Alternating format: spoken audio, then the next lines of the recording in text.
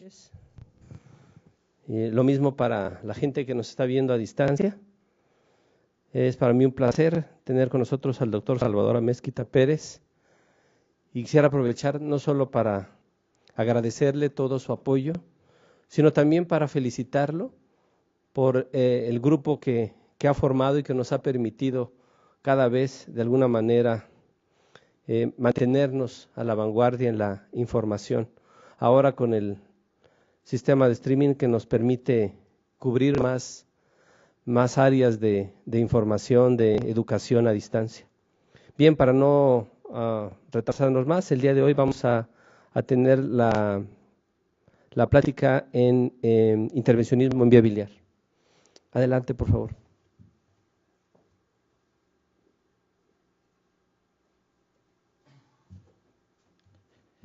Muy buenas noches.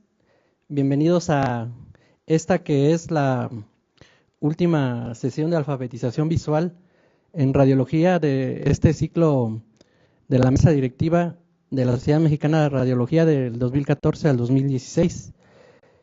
Como sabemos, el 1 de agosto de este año se llevó a cabo la elección y la toma de posesión de la nueva mesa directiva. Durante estos 2 años, 2014-2016, nos encargamos de este segmento de las presentaciones que tiene la Sociedad Mexicana de Radiología en sus sesiones generales. Tenemos que agradecer a muchas gentes, en primer lugar a ustedes, porque como pueden ver en esta información que me hizo favor el doctor Palacios de proporcionarme, desde que iniciaron las sesiones de alfabetización visual en el 2012, estos son los números de sesiones que se han tenido, los números de asistentes presenciales y ahora los números de asistentes virtuales. En el ciclo que nos tocó al Hospital Central Militar encargarnos de este segmento, tuvimos un total de 22 sesiones con 423 asistentes presenciales y 499 asistentes virtuales. Esto nos llevó a que casi el 50% de los asistentes a todas las sesiones generales de la Sociedad Mexicana de Radiología e Imagen fueron a esta sesión de alfabetización visual. Queremos agradecer al doctor Armando López Ortiz, expresidente de la Sociedad Mexicana de Radiología, la confianza que tuvo en el Hospital Central Militar, como les comentaba, para llevar a cabo estas sesiones. Y como desde el principio que nos hicimos cargo de estas sesiones, les comentaba yo que el objetivo de nosotros era dar temas muy generales que nos ayudaran sobre todo a los residentes y que nosotros nos íbamos a tratar de encargar de que los ponentes fueran ponentes de primer nivel y abarcar todas las generaciones, desde los que fueron mis maestros, ponentes que fueron mis compañeros y ponentes que incluso fueron mis alumnos. Entonces, en primer lugar, les voy a hacer una reseña rápida de los ponentes que tuvimos durante estas 22 sesiones. En primer lugar, el doctor Raúl Takenaga Mezquida, que es incluso el creador, el innovador de este segmento, y del cual recibimos la estafeta en el 2014. Él nos apoyó con una plática de motilidad intestinal. El doctor Gaspar Alberto Mota Ramírez, mi maestro de tomografía, que nos hizo favor de, en 2 sesiones, hablarnos de lo que es la valoración de una placa simple de abdomen y la valoración del dolor abdominal de origen no traumático. Otro de mis maestros, el doctor Juan Antonio Pérez Rodríguez, radiólogo intervencionista, al cual le debo pues lo que yo hasta el momento sé de intervención, y el cual nos brindó también una exposición de acuerdo a este tema de intervencionismo. Pongo esta fotografía porque aquí están varios de mis contemporáneos que nos hicieron favor de apoyarnos en diferentes pláticas. Primeramente quisiera nombrar al doctor César Manuel López Hernández, que es neuroradiólogo intervencionista, quien nos dio sesiones de tumores cerebrales de la región celar, y también nos habló de la anatomía del cuerpo, la anatomía de la silla turca y la anatomía del espacio cavernoso. El doctor Aguilar, que es compañero de generación, él nos habló de Doppler. El doctor Licea nos dio pláticas de músculo esquelético. La doctora Oliva Margarita González Burgos, ella nos habló de hidronefrosis en la etapa fetal. La doctora Victoria Rebollo nos habló de lesiones focales hepáticas. La doctora Alejandra Osejo nos habló de generalidades de la mastografía. Sí, y bueno, aquí en esta fotografía, pues la mayoría de ustedes reconocerán al maestro Castillo Lima, a la doctora Julia Andrade, que es la actual directora de exámenes del Consejo Mexicano de Radiología e Imagen, el doctor Porras, que también es uno de mis maestros de intervención y que es el actual jefe del área de Radiología e Imagen del Hospital Central Militar, y el doctor Juan Antonio, que ya habíamos nombrado.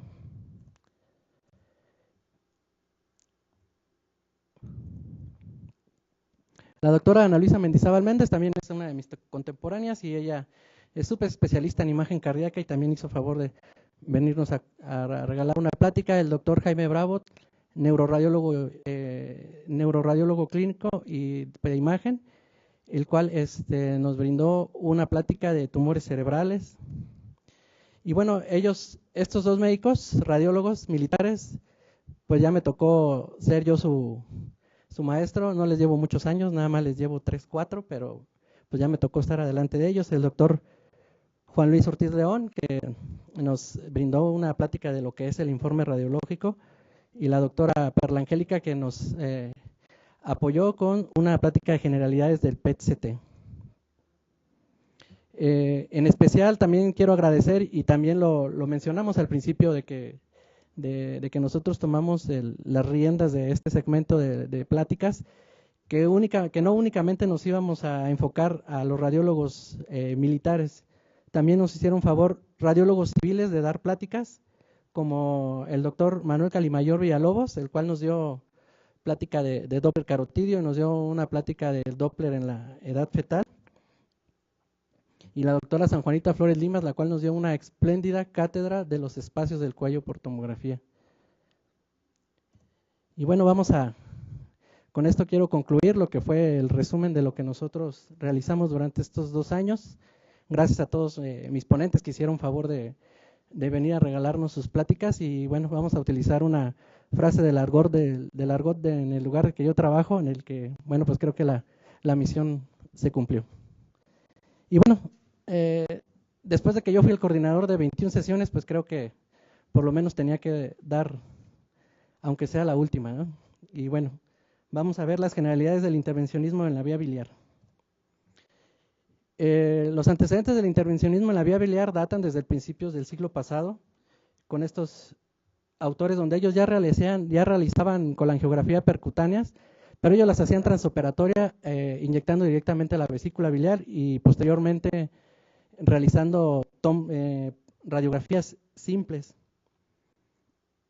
Estos autores en 1937 ya comenzaron a hacer las punciones percutáneas. Sin embargo, estas punciones eran a ciegas y también nada más se realizaban proyecciones radiológicas simples. Ya con el advenimiento de la fluoroscopía, de los monitores, en 1962 Glenn ya empezó a realizar estos procedimientos guiados en todo momento por fluoroscopía. Sin embargo, el boom de esto no fue el avance tecnológico en los rayos X, sino la invención de una aguja muy fina que estos autores en la Universidad de Chiba, ya en 1968, y que posteriormente el doctor Okuda fuera el que le diera más realce. A finales de esa década, esta aguja delgada que llamaron ellos percutánea transhepática para realizar las colangiografías, que es lo que nosotros actualmente conocemos como la aguja de Chiba. Entonces su nombre proviene de la universidad de estos médicos, y es una aguja tan delgada cuya luz es menor de 1 milímetro, es de 0.7 milímetros. Ellos en los artículos que publicaron referían que era totalmente traumática y que para lo que es el parénquima hepático podía soportar 20 o 30 pases de esta aguja sin causarle ninguna lesión. La única condicionante o la única recomendación que ellos dieron en ese entonces fue que la punción de la cápsula solo fuera una y que todos los demás pases fueran con técnica de abanico de cefálico a caudal, pero sin salir de la cápsula para que la punción de la cápsula fuera única. Recordemos un poco de la anatomía de la vía biliar. Recordemos que tiene que ver mucho con la segmentación hepática de Cowineau. Y veamos que tenemos un conducto hepático derecho que va a preceder de dos ramificaciones. Una ramificación anterior y una ramificación posterior.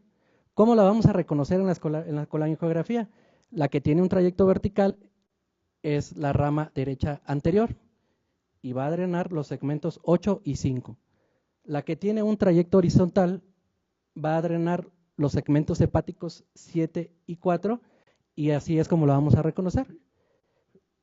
7 y 6, perdón, y así como la vamos a reconocer, que es la que lleva un trayecto más horizontal. Ellos dos se van a unir y van a formar el conducto hepático derecho. El conducto hepático izquierdo no tiene tanto problema y su trayecto va a ser siempre horizontal. Esos dos se van a unir a nivel del hilo hepático y van a formar el conducto hepático común. Recordemos que esto únicamente va a aparecer en el 57% de los casos. Esta es la anatomía normal. Y como principales variantes anatómicas vamos a tener esta que se llama trifurcación en el 12% de los pacientes, donde tanto el conducto derecho posterior, el anterior y el izquierdo confluyen al mismo tiempo y forman el conducto hepático común. A esto se le llama trifurcación. Y la segunda variante anatómica más común en el 20% de los casos es cuando el conducto posterior derecho, recuerden, es el que tiene el trayecto horizontal, se va a unir al conducto izquierdo y ellos posteriormente al conducto anterior derecho para formar el hepático común. Esto es importante. ¿Para qué nos sirve conocer esto? Bueno, en algún momento, cuando nosotros ya estamos realizando un drenaje de la vía biliar, tenemos que saber estas variantes anatómicas para decidir si vamos a utilizar un abordaje derecho, un abordaje izquierdo o vamos a utilizar un abordaje bilateral. ¿Cuál es la preparación que deben de tener nuestros pacientes para realizar cualquier intervención en la vía biliar? Estos pacientes deben de estar cubiertos con antibióticos. Cada hospital, de acuerdo a sus médicos clínicos, tiene sus esquemas, pero lo importante es que debe de estar cubierto y debe ser una cobertura de amplio espectro para gram negativos y gram positivos. ¿Sí? Recordemos que todos nuestros pacientes que vamos a hacerles algún intervencionismo de la vía biliar son pacientes con síndromes ictéricos obstructivos, que generalmente cuando llegan con el radiólogo intervencionista vienen en un estado de deshidratación. Entonces, antes de hacer cualquier intervención tenemos que asegurarnos de que nuestros médicos clínicos nos apoyen con la hidratación del paciente. Estos pacientes con obstrucción de la vía biliar también tienen alteración en la función hepática, tienen alteración en los parámetros de coagulación y estos debemos de ser corregidos con plasma, con vitamina K, con lo que sea necesario. Y esto es muy importante. Debemos de hacer una valoración exhaustiva de todos los métodos de imágenes previos que tenga este paciente antes de nosotros puncionarlo. Si tiene ultrasonido, si tiene tomografía, si tiene colangioresonancia, tenemos que revisarlo perfectamente antes de que nosotros podamos abordarlo. A grandes rasgos, el intervencionismo en la vía biliar lo vamos a dividir en procedimientos diagnósticos y en procedimientos terapéuticos. Los procedimientos diagnósticos, como su nombre lo dice, para confirmar o excluir un proceso obstructivo. Los procedimientos terapéuticos para drenar la vía biliar y para tratar la causa de la obstrucción. Bueno, vamos a hablar del primer procedimiento, que es la colangiografía transhepática percutánea, que consiste en la visualización del árbol biliar por medio de la inyección de medio de contraste con control fluoroscópico permanente, y como su nombre lo dice, de manera transhepática y percutánea. ¿Cuáles van a ser las indicaciones de realizar una colangiografía percutánea? Bueno, como complemento final a los métodos diagnósticos no invasivos, como un estudio del mapa biliar de manera prequirúrgica, pero generalmente y a últimos tiempos ya con el advenimiento de los avances que hay en la endoscopía, con la realización de las EPRES y la colangioresonancia, pues ya pocas veces la primera indicación que tengo aquí puesta pues es la que realmente nos lleva a realizar una colangiografía percutánea. Generalmente, ¿para qué hacemos la colangio percutánea? Pues que generalmente porque enseguida o como paso previo para que nosotros podamos hacer un drenaje de la vía biliar. Las contraindicaciones no son absolutas, son contraindicaciones relativas. Si tenemos trastornos graves de la coagulación, como ya les había comentado, pues vamos a pedirles a nuestros médicos clínicos que nos apoyen para corregir esos trastornos de la coagulación. Este sí es muy importante, para eso le comentaba que había que revisar siempre los estudios previos. Si nosotros tenemos lesiones en donde va a haber el trayecto de nuestra aguja, nosotros tenemos que, es una contraindicación. Si tenemos metástasis, si tenemos abscesos, si tenemos cualquier otra lesión, incluso de la piel en la región donde vamos a puncionar, pues debemos que esto ya queda contraindicado para realizarse. Alergia a los contrastes yodados, los pacientes pueden premedicarse. Ascitis abundante, cuando los pacientes tienen ascitis no podemos realizar las punciones percutáneas, ya que el hígado, al estar flotando en el líquido de ascitis, pues no hace contacto con la pared abdominal y esto no hace que haga hemostasia por sí solo. ¿Por qué les digo que es una contraindicación relativa? Porque cuando se presenta este caso, nosotros buscamos una ventana a través del lóbulo hepático izquierdo que está más pegado a la pared del abdomen y algunas veces el líquido de ascitis no alcanza a llegar hasta allá, o en todo caso podemos poner un drenaje multipropósito 1 o 2 días previos al realizar la colangiografía para drenar todo ese líquido de ascitis y entonces nosotros sí ya podamos realizar con toda confianza nuestra colangiografía. Y bueno, un paciente no cooperador, estos pacientes siempre deben de entrar con una sedación por lo menos consciente. ¿Cuál es el material que vamos a utilizar? Nuestra aguja de chiva, anestésico local, gilocaína, medio de contraste diluido en solución salina, en una jeringa de 20 cc con una extensión de venoclisis. La preparación de nuestro paciente, todo lo que ya les había comentado, previo a que ingrese a la sala de angiografía. Debemos de preparar el área, en este caso un abordaje derecho, vestido quirúrgico, asepsia, antisepsia. ¿Cómo vamos a elegir el sitio de punción? Eso es muy importante. La diferente bibliografía tiene marcadores anatómicos, refiere a marcadores anatómicos y refiere direcciones que debe de tener la aguja. Lo más confiable es, debido a la gran variedad que puede haber en cada paciente, hay pacientes altos, chaparritos, gorditos, flacos, pacientes que ya tienen dañado su hígado, son hígados pequeños, lóbulos derechos pequeños, etcétera. Lo que tenemos que hacer esto es verlo por fluoroscopía. ¿Sí? Nosotros vamos a pedirle a nuestro paciente que haga una inspiración profunda. ¿Sí? Vamos a ubicar cuál es el punto más bajo de nuestro ángulo costodiafragmático y yo les diría mejor 2 espacios abajo de donde encuentran ese ángulo, ese va a ser nuestro sitio de punción. La referencia anatómica que sí debemos de tomar en cuenta es que la punción debe estar en la línea media axilar o en la línea axilar anterior. Ahí sí, es donde debemos de puncionar. Y la otra, la dirección de la aguja. La bibliografía, la mayoría de las bibliografías dicen, debes de dirigir tu aguja de manera paralela a la mesa de angiografía y de manera perpendicular a la columna vertebral, dirigido al cuerpo vertebral de T12. Les vuelvo a decir, hay que verlo por fluoroscopía. Si a este paciente nos dirigimos al cuerpo vertebral de T12, esa aguja se hubiera ido muy caudal. ¿Sí? Entonces la referencia es paralela a la mesa angiográfica y perpendicular a la columna, de acuerdo al sitio en donde ustedes refirieron 2 espacios intercostales abajo de donde se encuentre el ángulo costodiafragmático. ¿Okay? Vamos a infiltrar con gilocaína simple el sitio de punción y vamos a hacer nuestro abordaje con nuestra aguja de chiva en la dirección que referimos. ¿Sí? Y enseguida lo que tenemos que hacer es opacificar la vía biliar. Y volvemos otra vez a las referencias bibliográficas, dicen que hay que ir sacando la aguja poco a poco e ir inyectando medio de contraste. Yo les diría y yo les recomendaría que siendo el 90% de nuestros pacientes que vemos síndromes ictéricos obstructivos con vías biliares dilatadas, que lo más seguro es ir aspirando. ¿Sí? En lugar de ir inyectando contraste poco a poco, hay que ir aspirando hasta que nosotros obtengamos bilis. ¿Sí? Una vez que nosotros ya obtenemos bilis, entonces sí, empezamos a inyectar nuestro medio de contraste. Y este es el aspecto que tiene el medio de contraste cuando nosotros lo vamos inyectando progresivamente en el árbol biliar. Vean cómo el medio de contraste va entrando, permanece, decimos que no se lava, o sea, no se fuga hacia ningún lado, ahí permanece y empieza a adquirir ese patrón arboriforme característico de la vía biliar. ¿Sí? ¿Hasta dónde tenemos que inyectar el medio de contraste? Bueno, lo tenemos que inyectar hasta que logramos especificar la vía biliar intrahepática y la vía biliar extrahepática.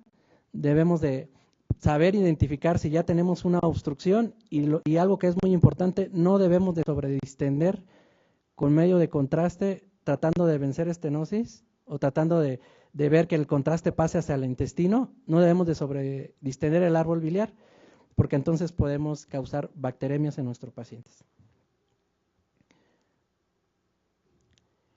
Aquí es muy importante, algunas veces, bueno, el paciente está respirando, nosotros ya obtuvimos bilis, empezamos a inyectar y nuestro contraste, en lugar de permanecer, se fuga. ¿Sí? Eso quiere decir que está en una estructura vascular. Si la fuga o el contraste se corre hacia la periferia del hígado, estamos en vasos portales. Si ese medio de contraste se fuga y se dirige hacia el corazón, estamos en venas hepáticas. ¿Ok? Entonces eso es muy importante saberlo identificar. ¿Por qué? Porque una vez que nosotros vemos que ese contraste se está lavando, debemos de detener inmediatamente la inyección del medio de contraste, pues porque estamos en una estructura vascular. Y recordemos que estas vías biliares dilatadas, obstruidas, generalmente ya tienen un proceso infeccioso agregado.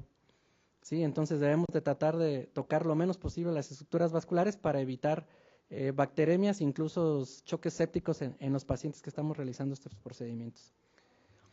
¿Qué pasa si nosotros en nuestro primer pase de medio de la aguja de chiva transhepática le pegamos a la vesícula biliar? No pasa absolutamente nada. Podemos llenar la vesícula biliar con el medio de contraste, ¿sí? Y eso puede llegar a opacificarnos la vía biliar. ¿Qué es lo único que tenemos que hacer siempre y cuando la obstrucción no esté por arriba de la llegada del cístico al colédoco?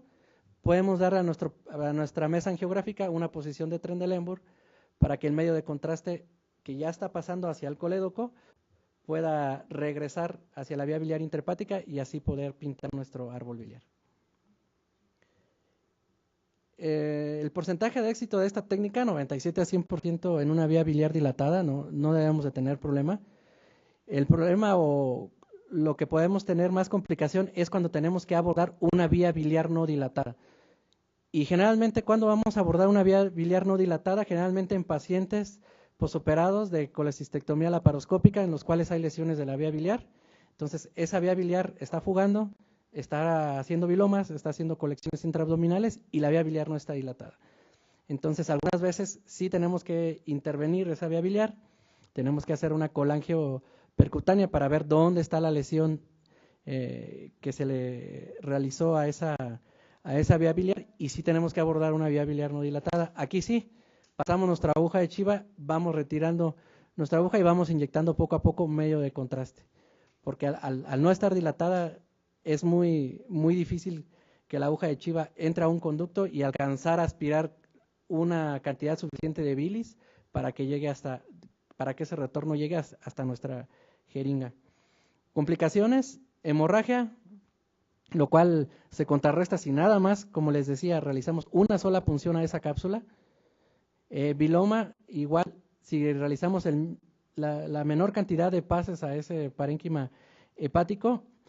Y la sepsis, que también ya les comenté cómo la vamos a evitar, tratando de no contaminar las estructuras vasculares y no sobredistendiendo ese árbol biliar con el medio de contraste. El drenaje biliar percutáneo consiste en acceder a la vía biliar para colocación de un catéter. ¿Qué tipo de catéteres vamos a utilizar? Vamos a utilizar el catéter multipropósito, que como ya todos conocemos es una colita de cochino que tiene agujeros exclusivamente en la colita de cochino. Y el otro es el catéter de drenaje biliar. Este tiene agujeros no solamente en la colita de cochino, sino hasta la porción más proximal del catéter, más o menos a la mitad de él. ¿Para qué vamos a utilizar uno o para qué vamos a utilizar el otro? Recordemos que el drenaje de la vía biliar se clasifica en externo, cuando drenamos esa bilis hacia el exterior, hacia la bolsita colectora, y nuestro catéter únicamente está en la vía biliar intrahepática. ¿Por qué únicamente lo dejamos ahí en algunas ocasiones? A veces las condiciones del paciente no son las óptimas para estar manipulando esa vía biliar y lo único que queremos es drenarla. Entonces puncionamos y dejamos el catéter externo, que ese paciente se drene, que los antibióticos hagan su función, que mejore y ya en un segundo tiempo podemos acceder a esa vía biliar. ¿Sí? Algunas veces, definitivamente, aunque sea un paciente estable, no podemos franquear las estenosis. Vean esta vía biliar cómo tiene 2 estenosis en el conducto hepático común y uno en el coledodo cotercio medio, que no se pudieron franquear en ese momento, entonces se deja solamente un catéter externo. ¿A qué le llamamos catéter mixto?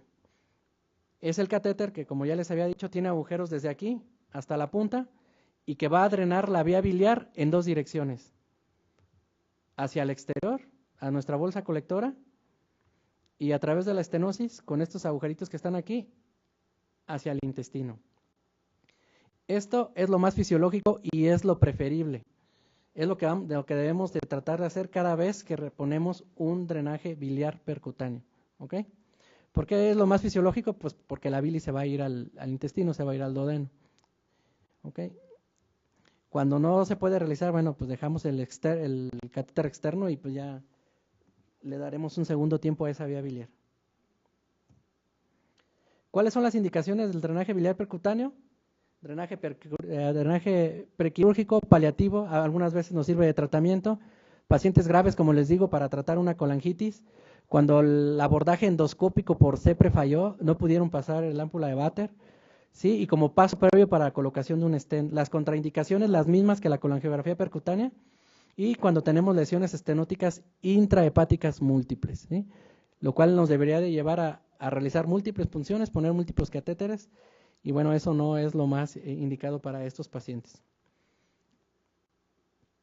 El material, como ya lo habíamos visto, el material que necesitamos para hacer la colangio percutánea, necesitamos 2 guías, una guía delgada, 0.18, una guía un poquito más gruesa, 0.35, metálica, y nuestro catéter que vamos a colocar. El primer paso del drenaje biliar, pues es hacer una colangiografía percutánea. Debemos de reposicionar nuestra aguja. Algunas ocasiones, si ustedes ven, en esta colangiografía nuestra aguja está en el conducto principal izquierdo. ¿Sí? Esto, si nosotros queremos pasar un catéter de drenaje por aquí, técnicamente va a ser muy difícil. ¿Por qué? Porque nuestras guías van a tener que hacer un ángulo agudo y luego tratar de franquear esta estenosis. Entonces, ¿cuál es la recomendación? Anatómicamente, si nosotros vemos siempre a nuestros pacientes en proyección fluoroscópica antero-posterior, como es esta, vean cómo hay simetría de los pedículos y de las apófisis espinosas. Este paciente está en antero-posterior, casi siempre la vía biliar izquierda está sobrepuesta al hilo, ¿sí? Y está sobrepuesta al conducto derecho. Entonces, ¿qué hay que hacer para reposicionar a nuestro paciente? Vamos a oblicuar, ¿sí? Entonces aquí ya estamos con una oblicua derecha. Vean cómo ya el pedículo, ya no hay pedículos equidistantes, ya no estamos viendo las espinosas, es una oblicua derecha. Y vean cómo en este mismo paciente ya podemos ver perfectamente el conducto izquierdo, el conducto derecho, anterior derecho, posterior derecho. ¿Sí? Vemos perfectamente la confluencia y entonces sí vamos a reposicionar nuestra aguja. Ya con la vía biliar opacificada es más fácil técnicamente que nosotros, guiados por fluoroscopía, podemos puncionar y entonces sí nos colocamos en el conducto principal derecho. Vamos a pasar la guía fina, tratar de avanzarlo lo más distal que se pueda. Vamos a pasar que es un sistema coaxial que consiste en pequeños tubos que nos van a permitir que una vez que estén dentro de la vía biliar, intercambiar esa guía delgadita por una guía más gruesa, ¿sí? Y de esta manera ya poder pasar otros dispositivos mayores. Aquí está avanzando nuestro sistema coaxial, todavía no entra la vía biliar. Aquí ya está dentro de la vía biliar y enseguida, como es en este caso, ya pudimos avanzar, incluso franquear estenosis e incluso llegar al intestino delgado. Otra guía, la guía 0.35 que les había comentado. Aquí quedó nuestra guía 0.18, una guía delgadita. Entonces con este sistema ya podemos pasar otra guía. Vamos a dilatar el tracto, ¿sí? Sacamos todos los sistemas, dejamos las guías y únicamente pasamos nuestro dilatador. Ya una vez dilatado el tracto, podemos pasar nuestro catéter hasta el intestino. Ese es el abordaje derecho, pero también existe el abordaje por el lóbulo izquierdo. ¿Cuándo vamos a realizar este abordaje? Cuando hay obstrucciones en el hilio o cuando hay una imposibilidad técnica para accesar el lado derecho. El drenaje izquierdo tiene sus peculiaridades. Recordemos que el lóbulo izquierdo anatómicamente es más pequeño, tiene menos conductos biliares, es más difícil de acceder a él. Recordemos que anatómicamente vamos a tener el esternón y vamos a tener las costillas, entonces nos queda una ventana muy pequeñita para que nosotros podamos funcionar. Pacientes que tienen lóbulos izquierdos pequeños, que incluso se sobreponen con el arco costal anterior, pues definitivamente yo no les recomiendo que traten de meterse ahí. Siempre debemos de tener un tracto percutáneo por el cual corra nuestro catéter para que le dé estabilidad. ¿Sí? Si nosotros accedemos en un lóbulo izquierdo grande, aunque sea poco, pero va a tener un tracto transhepático, ese catéter. Si tratamos de acceder acá, ese tracto va a ir casi directo a esa vía biliar y eso nos puede llevar a complicaciones, como las que ya hemos visto, un biloma, ¿sí? O que este catéter lo podemos poner, pero inmediatamente con la respiración se va a salir, se va a movilizar. Entonces, la recomendación es únicamente realizarlo en pacientes pues, que tengan una buena ventana, un buen lóbulo izquierdo para poder acceder a él. Y aquí sí vamos a tener que hacer uso del ultrasonido, ¿sí? Porque siendo un lóbulo tan pequeño, tenemos que usar el ultrasonido para nosotros estar perfectamente seguros que tenemos bastante parénquima hepático y podemos llegar a estos conductos biliares dilatados. Problema que no tenemos del lado derecho, puesto que, bueno, el lóbulo hepático derecho, pues hay 15 centímetros, ¿no?, de longitud ahí para que nosotros podamos acceder. Una vez localizado por ultrasonido y puncionado, guiado por el mismo, el procedimiento es exactamente el mismo que vimos ahorita en el abordaje derecho. Complicaciones, las mismas de una punción percutánea para una colangiografía. Podemos tener hemorragia, puesto que ya estamos usando calibres mayores, y la sepsis por la manipulación. ¿Sí? Todo esto lo podemos contrarrestar con las recomendaciones que ya les he hecho hasta el momento. Y bueno, esto es lo que es la parte teórica. Voy a dedicar los últimos minutos de la presentación en ver algunos casos clínicos, ¿sí? En cuales utilizamos intervencionismo de la vía biliar. El primero que les voy a mostrar son las obstrucciones benignas. De ellas, pues la más frecuente es la coledocolitiasis. Y recordemos solo como concepto que hay coledocolitiasis residual, que es cuando tenemos un antecedente reciente de una colecistectomía y de repente aparecieron ahí unos litos en el colédoco. Eso es una coledocolitiasis residual, y la no residual es cuando esos litos provienen de la vesícula o aparecen de nuevo en el colédoco, ¿sí? Como en esta colangiografía percutánea, donde vemos esos defectos redondeados de llenado móviles ahí hacia el tercio distal del colédoco, muy cerca ya de la ámpula de Vater, que están en relación a litos. ¿Y cuál va a ser el procedimiento nosotros para tratar estos pacientes con coledocolitiasis? Este es un paciente femenino de 67 años, un síndrome ictérico obstructivo debido a coledocolitiasis. Como les había comentado yo, el paso inicial en estos pacientes es hacer una colangiografía percutánea, hacer diagnóstico y dejar un drenaje de la vía biliar. Sí, les digo, generalmente son pacientes que clínicamente vienen muy deteriorados y muchas de las veces es preferible dejar el drenaje, dejar que ese paciente se recupere, ¿sí? Ya con la vía biliar drenada, con sus antibióticos, recuperar los tiempos de coagulación para entonces sí poder ir a hacer una manipulación mayor. Entonces, este paciente que les comento ya tenía puesto su catéter con un procedimiento previo, ¿sí? Vean el catéter mixto, porque está drenando hacia externo y hacia interno, ¿sí? Realizamos la colangiografía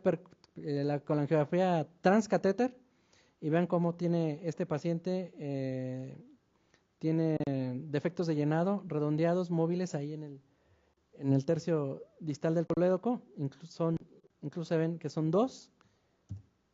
¿Y qué vamos a usar en estos pacientes? Vamos a usar asas de este tipo. Hay diferentes configuraciones, pero la que ocupamos más frecuentemente es esta, ¿sí? Con esta estructura geométrica. Y el mecanismo es este. Tenemos que meter un introductor plástico que sea flexible, que pueda dar esta curvatura, y a través de él vamos a pasar este dispositivo. Hay que llegar hasta ahí, sacar el dispositivo y ahora sí manipular esa vía biliar, hacer rotaciones de nuestro catéter, hacer rotación del dispositivo para que esa piedrita entre y nosotros poder traccionar el asa y quede atrapada. Aquí tenemos dos mecanismos. Uno es que si ya tenemos la piedra atrapada y tiene un tamaño que no supere el tracto que nosotros tenemos ya realizado en nuestro parénquima hepático, o sea, que no supere el calibre de nuestro drenaje que ya teníamos, lo podemos extraer por ahí. Si es único, lo podemos extraer por ese tracto.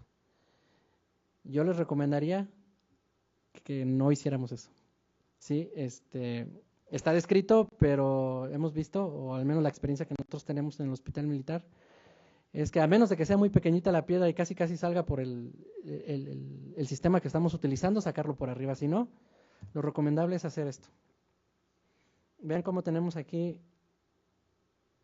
bueno, no voy a poner el apuntador, vean cómo la parte más opaca es el extremo distal del catéter y ya tiene ahí aprisionada con el asa una piedrita.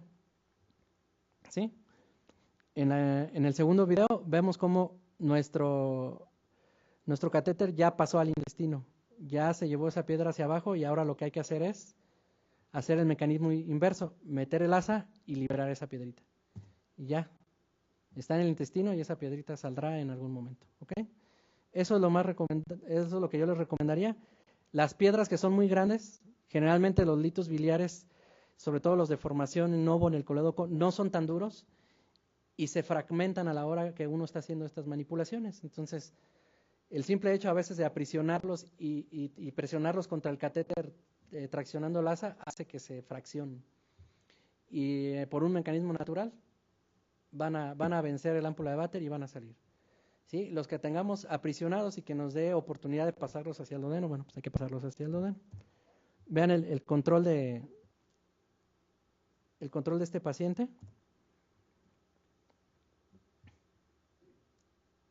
Bueno, estos son de los videos que no salieron.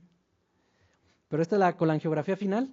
Aquí estaba el video de una colangiografía con movimiento, pero esta es la proyección final, donde vean cómo está opacificada la vía biliar. Ya tenemos bastante opacificación del intestino, pero vean cómo ya no hay defectos de llenado en el colédoco. La obstrucción maligna es la mayor cantidad de nuestros pacientes que vemos con obstrucciones de la vía biliar, generalmente en la encrucijada pancreatobiliar, ¿sí? Tumores de duodeno, tumores intrínsecos de la vía biliar y los tumores de Claskin, y sin dejar atrás los tumores de la vesícula. Pues bueno, son la mayor cantidad de pacientes que vemos. Y bueno, vamos a ver este caso, paciente masculino, la 7ª década de la vida, con un síndrome ictérico obstructivo. Vemos este corte de tomografía axial, donde tenemos una fase ya venosa. Veamos cómo hay una dilatación de la vía biliar intrahepática derecha, vía biliar dilatada izquierda, colédoco dilatado, un hidrocolecisto, pero vean cómo tenemos esta lesión que para esta fase de esta tomografía contrastada, que ya es venosa, se está comportando hipodensa. ¿Sí? Hipodensa, y vean cómo tenemos parte del cuerpo y la cola del páncreas atrófico. Dilatación del conducto pancreático, ¿sí? Y esto por tomografía es ¿quién me dice qué es? Con ese comportamiento hipodenso, fase venosa. Y, yo creo que está un poquito más hacia el cuerpo, pero sí son las características de una lesión maligna del páncreas, ¿sí? Ese tipo de comportamiento que tenemos hasta ahorita. Vean lo que te comentaba, vean cómo está la lesión. Aquí está un poquito del proceso uncinado. Entonces está un poquito más arriba esa lesión. Sin embargo, nos está causando un síndrome ictérico obstructivo. De inicio, vean el tamaño de este lóbulo hepático izquierdo. Definitivamente no es candidato a que abordemos la vía biliar izquierda. ¿Están de acuerdo? ¿Dónde está la obstrucción? Todavía vemos colédoco aquí. Va a ser una obstrucción distal. ¿Creen que encontremos todavía a lo mejor un pedacito de colédoco intrapancreático sano? Tal vez no, porque la lesión está más arriba del proceso uncinado, más arriba de la cabeza del páncreas. Pues bueno, para eso nos sirve la colangiografía, ¿no? Digo, no vamos a tener resonancia para hacer colangioresonancia en todos los centros hospitalarios, ¿no? Entonces, este paciente, bueno, este video tampoco lo tengo aquí.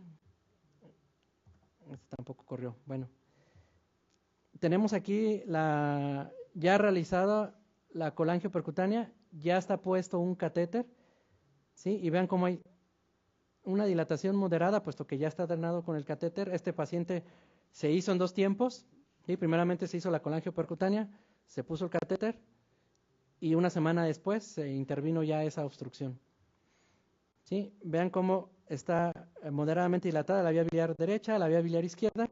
Tenemos conducto hepático común, tenemos el cístico y tenemos una obstrucción, colédoco, tercio medio y tercio distal. Esto que están viendo aquí es el catéter, ¿sí? Ese no es el colédoco, ¿sí? ¿Por qué está pintado el duodeno? Pues porque tenemos el catéter. Ajá. Metemos medio de contraste a través del catéter y ya se pinta. ¿Cómo vamos a hacer para apoyar a este paciente? Un paciente, me voy a regresar, un paciente fuera de tratamiento. ¿Alguien de los presentes me puede decir por qué este paciente está fuera de tratamiento quirúrgico con hallazgos en esta imagen?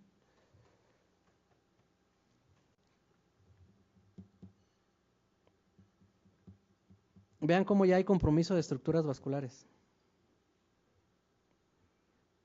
Vean cómo está la aorta, aquí está saliendo el tronco celíaco. Ya no estamos viendo perfectamente la arteria esplénica. Por aquí esto que se opacifica muy apenas es la confluencia portal. Entonces ese tumor está agarrando las estructuras vasculares. Entonces de entrada está fuera de tratamiento quirúrgico. Por eso es que nosotros de manera paliativa vamos a colocar un stent metálico. Los hay de diferentes marcas, calibres. Ahí sí ya es elección de cada usuario cuál es el que quiere utilizar. ¿Y cuál es el método que vamos a utilizar? Bueno, a través de nuestro catéter que ya pusimos, vamos a pasar una guía de soporte, una guía metálica. Vamos a pasar balones, ¿sí? Para poder dilatar ese colédoco. Vean cómo hace una cintura aquí, que es donde tiene el tumor aprisionado nuestra vía biliar. Y finalmente vamos a colocar un stent. En este caso, no nos alcanza a ver, pero este paciente tenía la porción más distal del colédoco intrapancreático estaba sano. La lesión estaba en el tercio medio del colédoco y por eso decidimos poner esta prótesis metálica, respetando aquí la unión al duodeno, respetando el ámpula de Vater. ¿Okay? Otro paciente con obstrucción maligna, paciente masculino, 9ª década de la vida, síndrome ictérico obstructivo.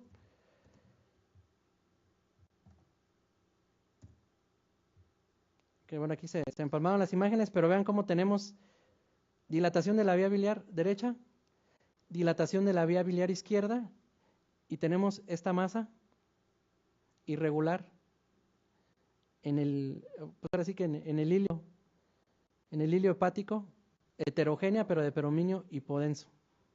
¿Alguien me puede decir el diagnóstico? Un tumor de Klatskin, ¿no? Clásico. En el hilio, dilatación derecha, dilatación izquierda.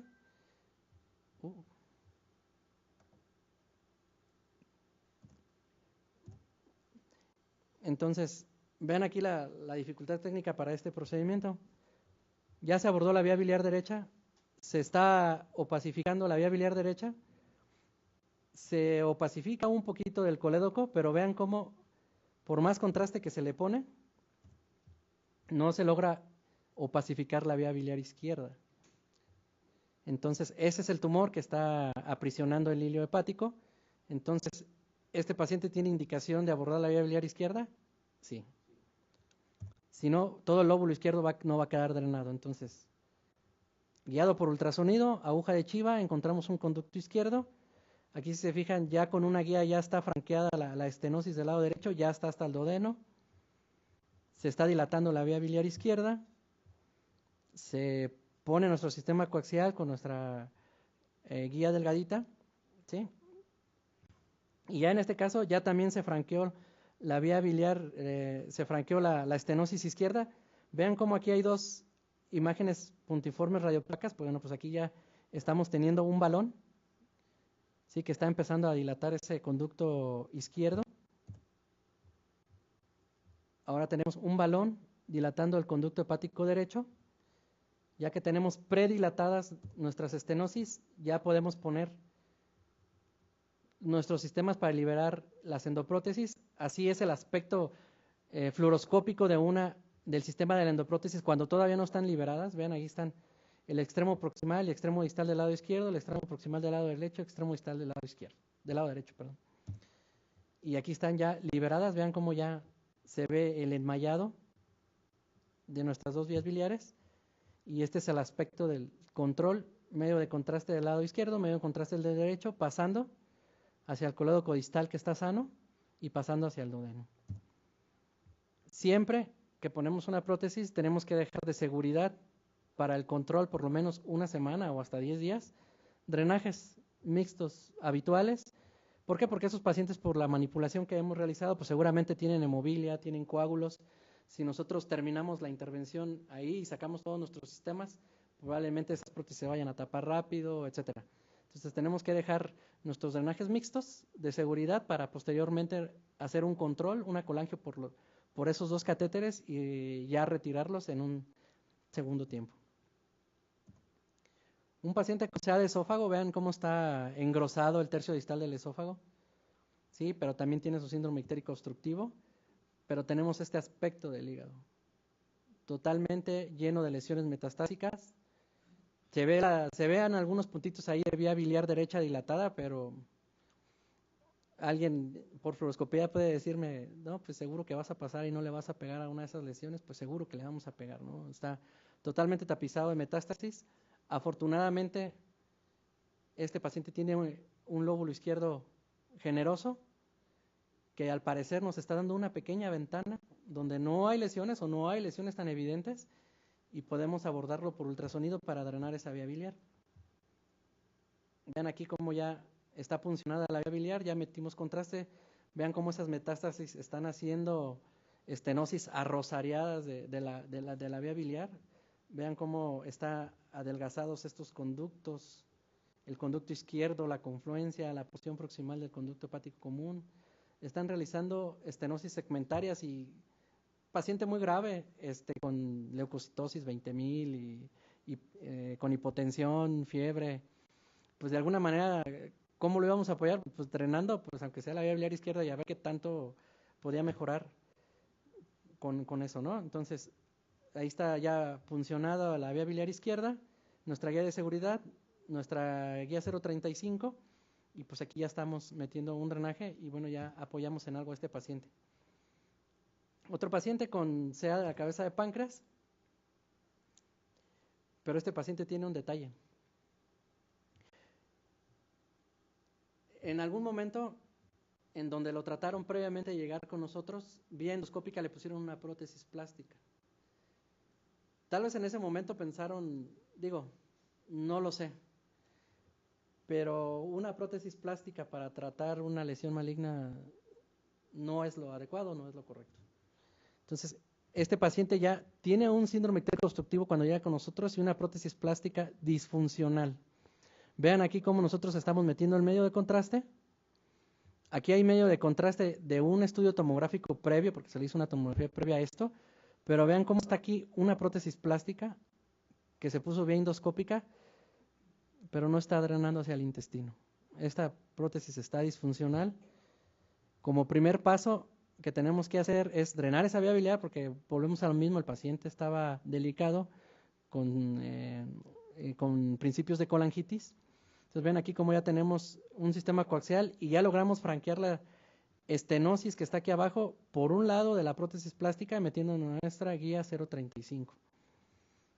Entonces, inicialmente a este paciente se le puso su drenaje, ¿sí?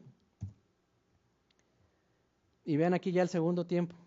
Lo dejamos que se fuera a su casa con sus antibióticos, regresó, y vean aquí es el segundo tiempo. Esta ya es la colangiografía a través de nuestro catéter. Vean cómo no está pasando el contraste hacia el intestino, ¿no? O sea, esa prótesis plástica está totalmente disfuncional. Si nosotros queremos poner una prótesis metálica, que es lo indicado ahí, esa prótesis plástica estorba. No la debemos de colocar a un lado de ella. Entonces, este paciente tenía dos opciones: entrar a un primer tiempo de endoscopía para que vía endoscopía, esto está asomándose aquí en la segunda porción del duodeno, pudieran sacar la vía endoscópica y nosotros después entrar a poner la prótesis metálica, o nosotros mismos tratar de sacarla. Y es como en los litos, podemos sacarlo por el tracto transhepático o pasarla al intestino. ¿Y qué creen que hicimos? Pues mejor la pasamos al intestino. Vean cómo está aprisionada ya aquí por un asa. Vean aquí cómo ya estamos en el intestino y estamos liberando esa prótesis. ¿Sí? Ya logramos traccionarla y bajarla hacia el intestino. Y vean aquí en el último disparo cómo ya la prótesis plástica está totalmente en el intestino. Sí, esa en algún momento se va a eliminar y entonces sí ya tenemos la vía biliar libre para, como en el caso anterior que les mostré, predilatar, colocar nuestro stent, dilatar intrastent porque a veces no es suficiente, a veces todavía queda cintura, todavía queda obstrucción, tenemos que dilatar en un segundo tiempo y este es el resultado final. ¿Okay? Último caso, este es un paciente que ya tiene cambios posquirúrgicos. Este es un corte axial de tomografía, fase venosa. Vean cómo tenemos aquí dilatación de la vía biliar intrahepática. Vean cómo tenemos aquí algo que tiene gas, ¿sí? Vemos el páncreas, pero solo estamos viendo el cuerpo y la cola del páncreas. Vemos aquí una estructura hipodensa redondeada que podemos presumir que es el colédoco. ¿Qué cirugía creen que tenga este paciente? Vemos aquí hasta el cuerpo del páncreas nada más. Vemos aquí esta estructura que pudiera ser una asa de intestino, pues tiene gas, tiene aspecto de intestino. Sí, tenemos vía biliar dilatada, tenemos un síndrome histérico obstructivo. ¿Qué cirugía creen que pueda tener ese paciente ahí? No tiene cabeza de páncreas y tiene una asa de intestino pegada ahí. Eso es un paciente con un antecedente de adeno CA localizado en la cabeza de páncreas que fue sometido a una cirugía de Whipple y pues tiene una derivación biliodigestiva. Pero pues ahora tiene un síndrome ictérico obstructivo y la causa más frecuente de esto pues es que tenga una estenosis en la derivación biliodigestiva. ¿Sí? Vean aquí cómo ya hicimos nuestra colangiografía percutánea, estamos opacificando la vía biliar, tenemos un colédoco amputado, les digo que esta era una enfermedad localizada que le dio oportunidad al cirujano de tener una buena porción de colédoco para realizar su cirugía y vean cómo aquí hay un pequeño bordecito donde está pasando el medio de contraste hacia el intestino, pero está pasando muy finamente. Entonces aquí está la anastomosis biliodigestiva y bueno, pues ahora hay que tratar de pasar a través de ella. ¿Sí? Pasamos, franqueamos la estenosis, se coloca un drenaje, paciente otra vez se va a recuperar y en segundo tiempo, siendo una obstrucción de origen maligno, bueno, le podemos poner una prótesis para asegurar la permeabilidad de esa derivación biliodigestiva. No sé si hasta aquí tengan alguna duda.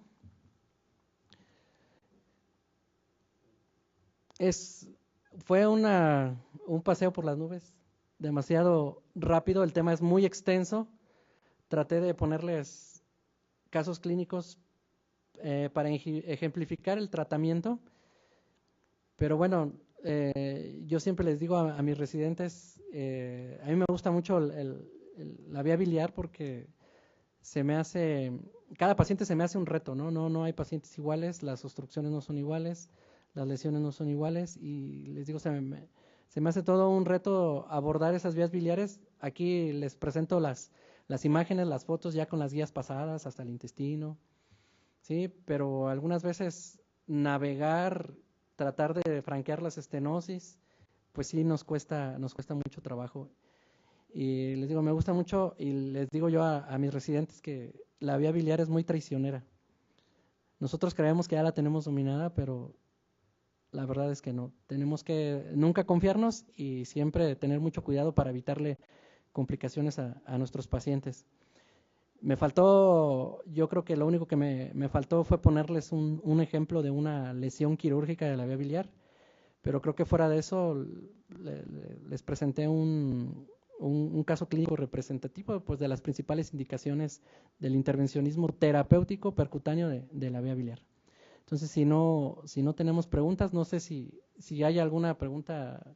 No, creo que no hay preguntas a la distancia. Entonces, pues hemos terminado con la presentación.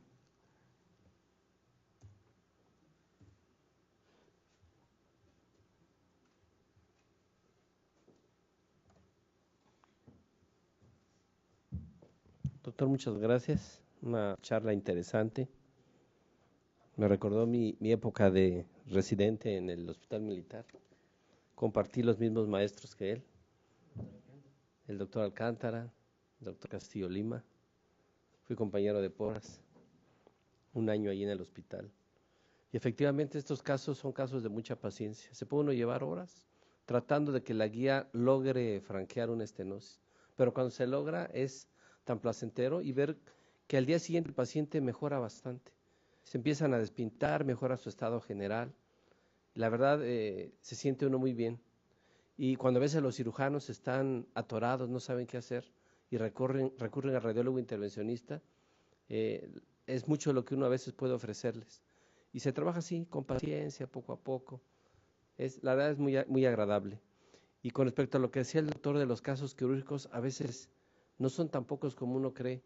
La cirugía laparoscópica vino a traer como complicaciones muchas veces secciones de la vía biliar, que a veces tiene que tratar uno de resolver de manera pronta en lo que se le busca una opción definida. Doctor, pues muchas gracias por la charla, interesante. Gracias por todo su apoyo durante estos 2 años. Reconocemos toda su capacidad, todo su apoyo y realmente recibe una felicitación de nuestra parte. Y aquí le hacemos entrega de este reconocimiento. Gracias a todos por estar aquí con nosotros y buenas noches.